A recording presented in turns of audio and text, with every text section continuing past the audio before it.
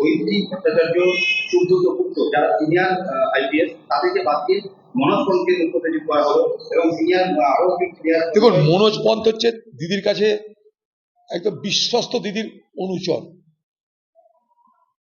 দিদির গলা যদি জল ঢালা হয় সেটা মনোজ পন্থের গলাতে ঢুকবে। এরকম দিদির সঙ্গে মনোজ পন্থের মানে যাকে বলে মানে অনুগত লোক আর কি। না হলে একটা লোকের চাকরি শেষ হয়ে গেছে, তারপর তাকে এক্সটেনশন দিয়ে রাখার মানেটা কি? তার মানেটা একটাই, পশ্চিমবঙ্গের আমলাদের কাছে একটা বার্তা দেওয়া, যারা আমার দালালি করে তাদের আমি পুরস্কৃত করি। মনোজ পন্থকে দেখো, দালালি করেছে, আমার কথায় উঠা বসা করেছে, আমার কথায় হ্যাঁ বলেছে, আমার কথায় নাকে না বলেছে, তাই তার এই দালালির মজুরি হিসাবে তাকে পুরস্কৃত করলাম। পশ্চিমবঙ্গের আমলা তন্ত্র, পশ্চিমবঙ্গের আমলারা তোমরা দেখে শিক্ষা নাও এবং আমার এইভাবেই সেবা করো, এইভাবে আমার দালালি করো। এটা বাংলা মানে বাংলা বাঙালি মানে দিদি যখন বাঙালি বলছে না, অন্তত নন বেঙ্গলি, সেই জায়গায় ওরা এরা তো বাঙালি, বাঙালি বাদ দিয়ে তখন আবার নন বেঙ্গলি। ও তো করলাম, বাঙালি বাদ দিয়ে নন বেঙ্গলি। দিদির কাছে ধান্দাবাজি সবকিছু। দিদির কাছে বাঙালি অবাঙালি কিছু না, দিদির সাথে ধান্দাবাজি। অবাঙালি ছাড়া পশ্চিমবঙ্গে চলবে কি বলুন? আজকে দিদি যে বাঙালি বাঙালি করছেন, ভোটের সময় বাঙালি অবাঙালি হলে কি পশ্চিমবঙ্গের ভালো হবে? আপনি বলুন, যারাই বাইরে কাজ করে, বাইরে থেকে আমার রাজ্যেও লোক আসে, আমার রাজ্য থেকে বাইরেও লোক যায়, কিন্তু সমস্যাটা হচ্ছে কি, বাইরে থেকে আমার রাজ্যে যদি একটা লোক আসে, আমার রাজ্য থেকে বাইরে 100 লোক যাচ্ছে। এক, 2 নম্বর, বাইরের রাজ্য থেকে আমার রাজ্যে যারা আসছে তারা কেউ জমিতে ধান কাটতে আসছে না, তারা শিল্পে নিয়োগ হচ্ছে।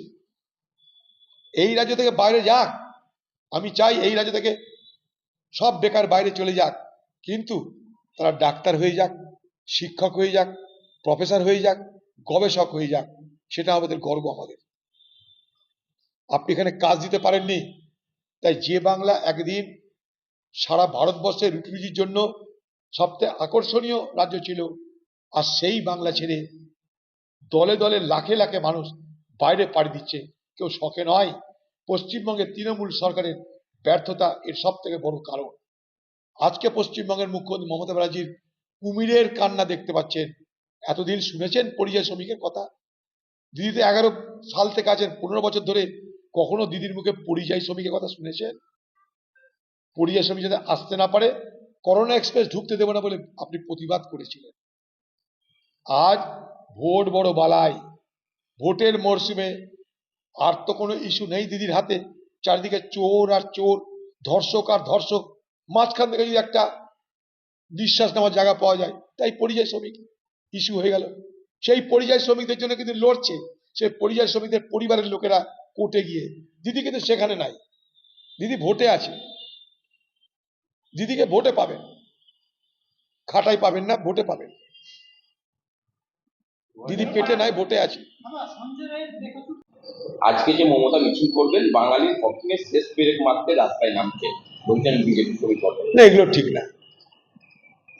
বাংলার মানুষকে কেন বাইরের রাজ্যে যেতে হচ্ছে সেটা আমাদের আগে ভাবা দরকার। তার নাম পশ্চিমবঙ্গের দারিদ্রতা, তার নাম পশ্চিমবঙ্গের বেকারত্ব। বেকারত্বের জ্বালায়, দারিদ্রতার জ্বালায় আজকে বাংলার গরিব মানুষদেরকে বাইরের রাজ্যে যেতে হয়। কোনো শ্রমকে আমি অসম্মান করতে পারি না, সে শ্রম যাই হোক না কেন, সে মুদিখানার দোকানই হোক আর কর্পোরেটের ইন্ডাস্ট্রি হোক, শ্রম শ্রম। আমরা কাউকে এইভাবে বিচার করতে পারি না। আমরা চাই আমার বাংলার বাঙালিরা বাইরের রাজ্যে গিয়ে তারা তাদের মতো করে নিজেকে প্রতিষ্ঠিত করুক। আজকে যেমন পশ্চিমবঙ্গে যারা পরিযায়ী তারা যায় কেরল, আর কেরলের যারা পরিযায়ী তারা যায় আরব দেশ। কেরলের মানুষ চলে যাচ্ছে আরবে ভালো চাকরি পেয়ে, ভালো রোজগার করতে। কেরল সরকারের যা মোট রোজগার বছরের, তার 70% কেরলের যারা পরিযায়ী মানুষ, যারা মাইগ্রেট করে কেরল থেকে আরব দেশে, তারা টাকা পাঠায় বলে কেরল সরকারের 70% খরচ সেই টাকা থেকে হয়। আর কেরলে যেহেতু সেখানকার যারা শ্রমিক তারা একটু শিক্ষিত শ্রমিক, তারা বাইরের দেশে যায়, সেই শূন্য জায়গাগুলোকে ভরাট করতে চলে যাচ্ছে বাংলার অর্ধশিক্ষিত আনস্কিল্ড সেমি স্কিল্ড শ্রমিকরা। পশ্চিমবঙ্গ সরকার আজ পর্যন্ত বাংলার বেকার যুবকদেরকে, বাংলার গরিব মানুষদেরকে কখনো আপনি স্কিল দিয়ে ট্রেনিং করার চেষ্টা করেছেন? আপনি তো কোভিডের সময় বলেছিলেন 2 লক্ষ টাকা করে দেব, একটা শ্রমিককে আপনি 2 লক্ষ টাকা দিয়েছেন? বলুন তো কিছু করতে, বলুন। তারা কেউ শখে বাইরে যায় না দিদি, তারা কেউ শখে বাইরে যায় না। বিজেপি পেটের টানে যায়, রোজগারের টানে যায়, এবং সেই রোজগারের টানে শুধু তারা যাচ্ছে তা নয়, সেই সুবাদে যারা বাইরে রাজ্যে যায় সেই রাজ্যগুলোতে তারা অনেক সস্তায় শ্রম দান করে। আজকে যদি পশ্চিমবঙ্গের পরিযায়ী শ্রমিক কেরলে, কর্ণাটকে, পাঞ্জাবে না যায়, তাহলে সেখানটায় ফসল ফলানোর লোক থাকবে না, ধান কাটার লোক থাকবে না, যতই মেশিন থাক। কর্মশালার মমতা হচ্ছে রোহিঙ্গাদের জন্য মিছিল বসেছিলেন। দেখুন, পশ্চিমবঙ্গে হঠাৎ করে মমতা ব্যানার্জির হাতে নির্বাচনে বিভাজনের একটা অস্ত্র চলে এসছে, সেটা হচ্ছে যে পরিযায়ী শ্রমিক এবং বাংলাদেশ। এ সমস্যা আজকের নয়, কিন্তু এতদিন মমতা ব্যানার্জি চুপ করে থাকলেন। ভোটের মরশুমে তার মনে হলো এইবার বিষয়টাকে কাজে লাগানো যেতে পারে।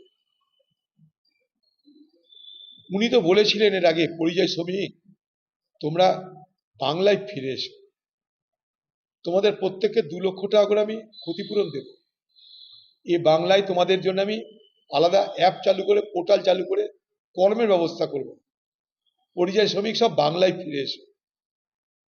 এখন উনি বলছেন 22 লক্ষ পরিযায়ী, কোভিডের সময় বলেছিলেন 53 লক্ষ পরিযায়ী। পশ্চিমবঙ্গ সরকারের কাছে নিজের কাছে তথ্য নেই যে পশ্চিমবঙ্গে অ্যাকচুয়াল পরিযায়ী শ্রমিকের সংখ্যা কত, কারণ পরিযায়ী শ্রমিক নিয়ে পশ্চিমবঙ্গে কখনো ভাবনা চিন্তা হয়নি। ভোটের মরশুমে তাদেরকে হঠাৎ দর বেড়ে গেছে পরিযায়ী শ্রমিকদের। পরিযায়ী শ্রমিকদের নিজেদের বাঁচার জন্য পরিযায়ী শ্রমিকদের পরিবারেরা তারা বিচার ব্যবস্থার দ্বারস্থ হচ্ছে কেন? সেখানে সরকার পারল না কেন? পশ্চিমবঙ্গ সরকারের মুখ্যমন্ত্রী উড়িষ্যা যাচ্ছেন না কেন? পশ্চিমবঙ্গ সরকারের মুখ্যমন্ত্রী মহারাষ্ট্র যাচ্ছেন না কেন? সেখানে গিয়ে মুখ্যমন্ত্রী দেখা করে বলুন, সেখানকার বাঙালি যারা যেখানে যেখানে বসবাস করে সেখানে সেখানে যান। কে মানা করেছে আপনাকে যেতে? আপনি দিল্লিতে যেখানে বাঙালিরা বাস করে সেসব জায়গায় যান, কোনোদিন গেছেন আপনি? যান।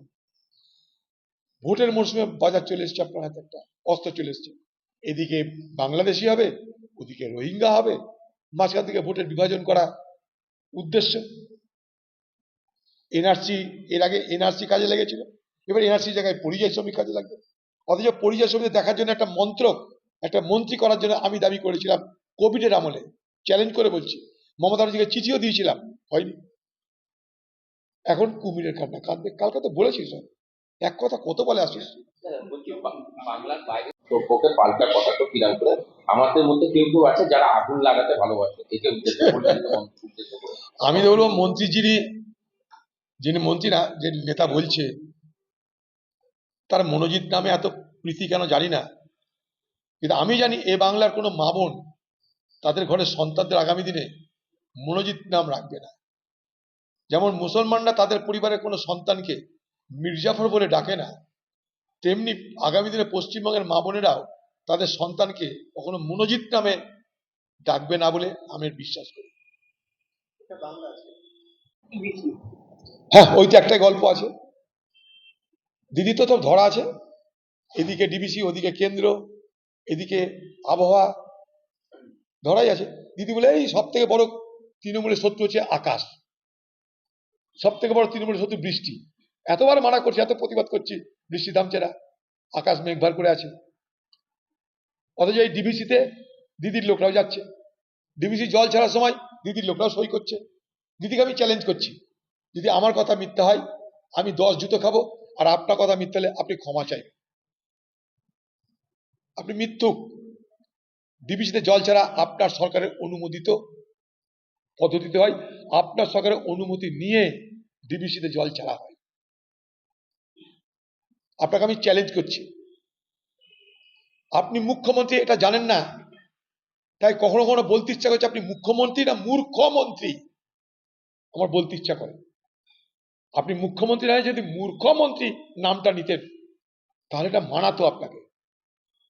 অসমে আমি আর কি বলতে পারি, তদন্ত যেটা হচ্ছে আরজিকর নিয়ে, সেই তদন্ত পশ্চিমবঙ্গের মানুষ কেন সারা ভারতবর্ষের মানুষ কেউ সন্তুষ্ট নয়।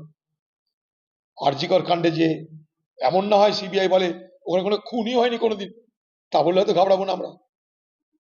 ওইরকম বলে কোনো ডাক্তারই ছিল না অভয়া বলে বললেও ঘাবড়াবো না।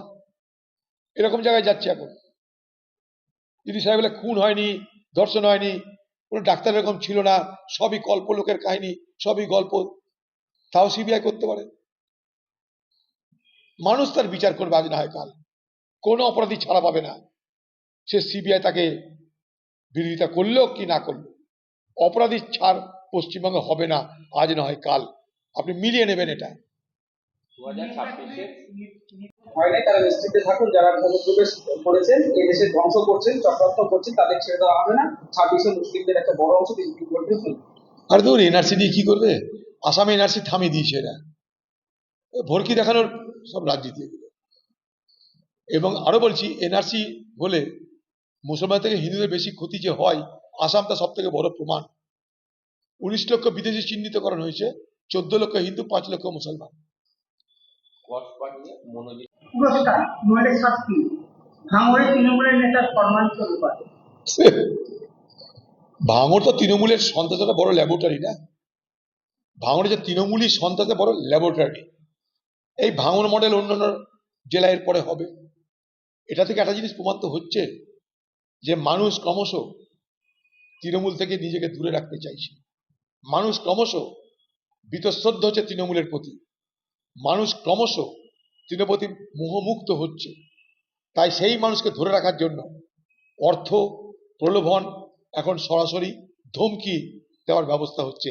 এই মডেল, ভাঙড় মডেল আগামী দিনে পশ্চিমবঙ্গের বিভিন্ন জেলায় প্রয়োগ হবে। 2026-এ গ্রামে এর আগে আমরা দেখলাম ছুটিতে রাস্তা খারাপের জন্য এক মহিলাকে খাটিয়াতে করে দুটি মহিলাকে ডাক্তার যাবে নিয়ে কালকেও নবগ্রামে এক ক্যান্সার আক্রান্ত ব্যক্তিকে এভাবে খাটিয়াতে করে নিয়ে নেই তো, সব তৃণমূল যার যে হারে লুট করছে সারা বাংলার পঞ্চায়েত ব্যবস্থা, মিউনিসিপ্যালিটি ব্যবস্থা, সব জায়গাতে এই চিত্র দেখবেন। আপনি শহরে ঘুরুন, সেখানে একই দৃশ্য দেখবেন, গ্রামে একই দৃশ্য দেখবেন। চুরি, লুট, দুর্নীতি এই বাংলায় কিছু আর বাঁচিয়ে রাখে। গোটা রাজ্যটাই ক্যান্সারে আক্রান্ত, দুর্নীতির ক্যান্সারে গোটা রাজ্য আক্রান্ত। একটা ক্যান্সার রোগী দেখছেন আপনি, পশ্চিমবঙ্গ নামক রাজ্যটা ক্যান্সারে আক্রান্ত। এই রাজ্যটাকে বাঁচানোর কোনো জায়গা থাকবে না আগামী দিনে, মিলে নেবেন আমার কথা। গতকাল রাত্রে নিশ্চয়ই সে তৃণমূলের বিরোধিতা করেছে, তৃণমূলের বিরোধিতা করার হিম্মত দেখিয়েছে, তাই হামলা করা হয়েছে বলে আমি মনে হয়। আমার নিশ্চয় তৃণমূলের বিরোধিতা করেছে এবং তৃণমূলই হামলা এটা। তৃণমূল আজ বাংলার সংবাদ জগৎকে হত্যা করতে চায় গলা টিপে। নবগ্রাম গ্রাম মানে এই রাজ্যে কোচবিহার বা অন্যান্য জায়গায় যেসব দেবতার সম্পত্তি দখল হয়েছে সেই সব উদ্ধারের ডাক দিয়েছে। তাহলে কি নতুন আরেকটা হিন্দুত্বের ঠাস এটা? হ্যাঁ, তা তো বটেই। ভোট এলে তো হিন্দুত্বের কথা মনে পড়বে। ভোট এলেই এক পক্ষ হিন্দু বাঁচানোর কথা বলবে, আরেক পক্ষ মুসলমান বাঁচানোর কথা বলবে। এটাই তো ভোট বাংলার এখন। আরো বাড়বে এগুলো। চলো, আরেকটা দাবি করছেন বিজেপির রাজ্য সভাপতি। জানি না, দিলে দিতে পারে, আমার জানা নেই সেটা। দাবি করতেই পারেন, যদি দেয় দেবে। মুসলমানরা তো অজ্ঞ মূর্খ কেউ নয়, তারাও ভোটার। এত মুসলমান এত হিন্দু হিন্দু করার তো দরকার নাই, ভোটার হিসেবে ভাবলেই হয়। দিলে দিবে, আমাদের বলার কি আছে।